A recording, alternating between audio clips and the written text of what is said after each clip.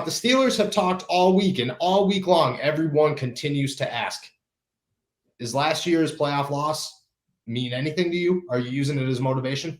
Did you wish that things turned out better? I don't remember who it was, but somebody was asked, how big of a gut-wrenching moment was it to watch Marquise Pouncey and Ben sit on the bench after the game with their head down, and not one person, not one of them was like, yeah, no, definitely motivation. Outside of Eric Ebron.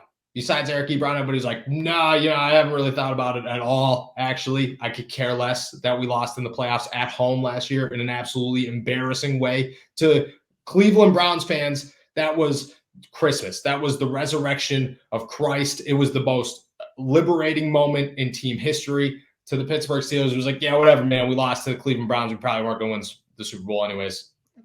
Is it concerning? Are you just like, yeah, I don't care either? I'm not buying it. You're not buying. That was not what I was expecting you to say. I'm not buying that they're not thinking about this game. I mean, it's human nature. I know it's in the back of their head. As a man who's played football, I promise you a loss like that would be circled on my calendar, just waiting to get back at those guys. I promise you, whatever they're telling you guys in the media room, whatever they're looking into cameras and telling fans across the world, it's a lie. I guarantee you, they're not going to say it publicly, but like that's got to be something within the locker room. Maybe it's. I haven't even thought about that. Maybe it is. No, because it's taking the high road. It's taking the pressure off of the game. Hey, 1 week at a time. The whole like nameless faces thing Tomlin likes to throw out. Hey, we're just focused on this week. Just so happens to be the Cleveland Browns and blah, blah, blah, whatever. Mike Tomlin. Yep. Those characters on the team. A lot of them played in that playoff game last year. This means something. And the only reason they're not saying anything is because they don't want to stir the pot. I was just going to say that. I don't think that they want another the Browns is the Browns moment. I just don't think that they want any of that. I think even Chase Claypool was just like, somebody asked him if like Cleveland Browns fans are constantly in his DMs. And he's just like, yeah, all the fans are. And I'm like, no, man, I know Cleveland Browns fans are in your DMs because they're in my DMs. And I mean way less than you do. So even he was calm, cool, collected. It seems everybody else is, but I could see that. I could see them in the locker room just like with Baker's face, like or Myles Garrett's face, just like on the wall. And then just everybody's just staring at it every single day. The Browns is the Browns. On the same hand, do you think that the Cleveland Browns are coming in here? Like, I mean, that's got to be a little bit extra juice to say, this wasn't a fluke, man. You guys can say whatever you want. That was supposed to happen because we're back. Well, here's the thing. If you come out and you're like, yeah, like we're really looking to, avenge that playoff loss. Like, I think we're ready, like blah, blah, blah.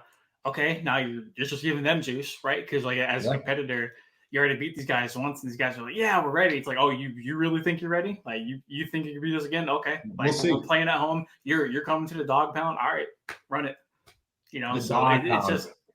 It's just trying to like keep everything on a level playing field, and just trying to like focus on X's and O's and trying to keep things simple. But yeah, I mean, it's an AFC North rivalry game. It's a very big game upcoming this week. These two teams obviously don't like each other. Their fan bases don't like each other. It's a big game, so obviously I think they're just doing their best to play damage control with. By the way, PR department's got to love that. Oh my gosh, yeah, loves it. If Melvin Ingram didn't make a trade request this week, or maybe not a trade request, but if he wasn't like, hey, I want to get out of here, please ship me somewhere else by November 2nd, it would be the most boring week of all time. Like Cam Hayward was like the thing I like the most about the Browns rivalry was that it's close. And I was just like, this is where we're at right now, huh? The bye week just killed us all. This is what we're doing. It's been a terrible week for the media. Outside of Tomlin, like losing his mind, which we talked about on Tuesday. And then that was it, though, because there was nothing after that. It was nothing. There was no repercussions of Mike Tomlin's words. It was, this is the greatest moment in coaching press conference history. It's over. It worked perfectly. It was exactly what he wanted. Outside of that terrible week, I do agree with you with all the motivation. Let me tell you this. I went to Cleveland last week, and I think I brought this up on Tuesday, but I hated how nice Cleveland Browns fans were. Hated them. But I did like the dog pound. I did like how they all had little like necklaces with dog bones on them. They were just handing them out everywhere. I did like, how everybody did the like everybody was chanting.